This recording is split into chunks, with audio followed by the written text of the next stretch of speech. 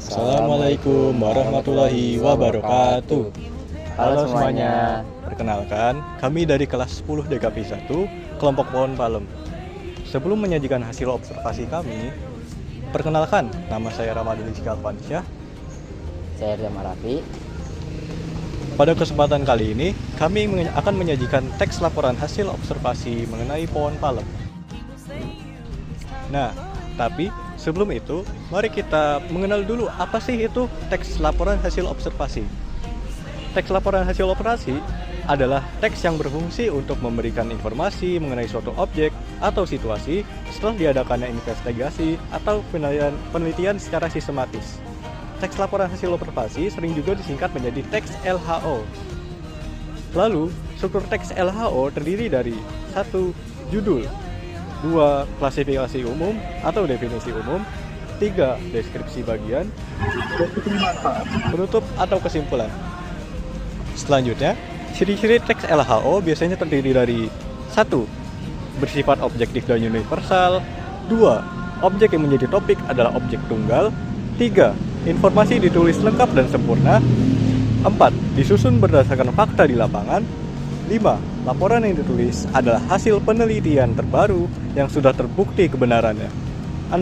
Tidak menyertakan pendapat atau opini yang tidak relevan. Dan 7. Saling berhubungan secara runtut antara subkelas dan klasifikasi. Setelah mengenal teks LHO, mari kita masuk ke dalam bagian penyajian teks LHO pohon palem. Palem kuning, Dipsis lutescens atau Chrysocarpus lutescens adalah salah satu jenis tanaman hias dari keluarga Arecaceae, palem-paleman yang tumbuh secara berumpunan dengan batang ramping dan tegak. Ciri khasnya terletak pada pelepah dan tulang daun berwarna hijau kekuningan yang memberi kesan cerah dan terlihat tropis. Tanaman ini banyak dipilih untuk menghias perkarangan, taman kota, hingga ruangan karena bentuknya yang indah serta mudah dirawat dan toleran terhadap berbagai kondisi tanah, serta sekaligus membantu meningkatkan kualitas udara sehingga lingkungan terasa lebih segar dan asri. Lalu akar palem kuning memiliki akar serabut yang menyebar ke segala arah di bawah permukaan tanah sehingga mampu menyerap air dan unsur hara secara maksimal, serta menopang rumpun batang agar tetap kokoh. Batang palem kuning berbentuk ramping dan tegak yang tumbuh berumpun, berwarna hijau kekuningan dengan bercak coklat halus bekas pelepah daun yang lepas. Karena itulah batangnya tampak bersih dan menarik jika dilihat. Daun palem kuning merupakan daun majemuk menyirip yang panjangnya sekitar 40-60 cm. Berwarna hijau dengan pelepah kuning cerah, kombinasi ini membuat tampilan tanaman lebih rimbun dan segar. Bunga palem kuning muncul dari ketiak daun, berukuran kecil, berwarna krem kekuningan, dan tersusun dalam rangkaian malai. Biasanya, bunga ini hanya muncul pada tanaman yang sudah cukup tua.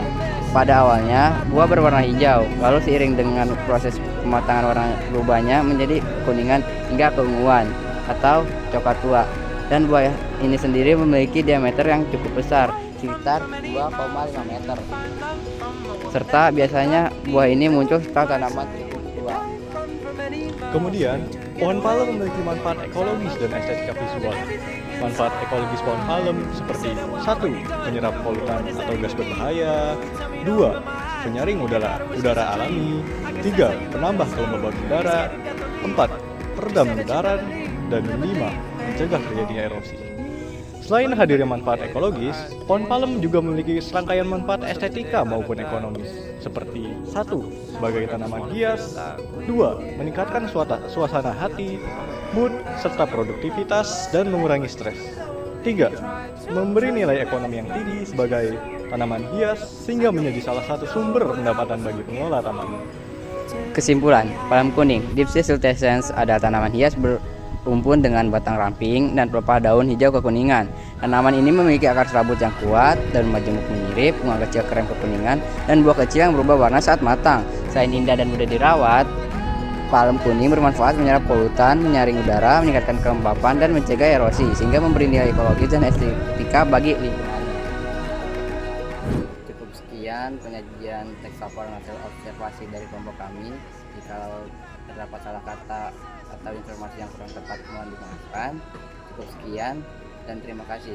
Wassalamualaikum warahmatullahi wabarakatuh.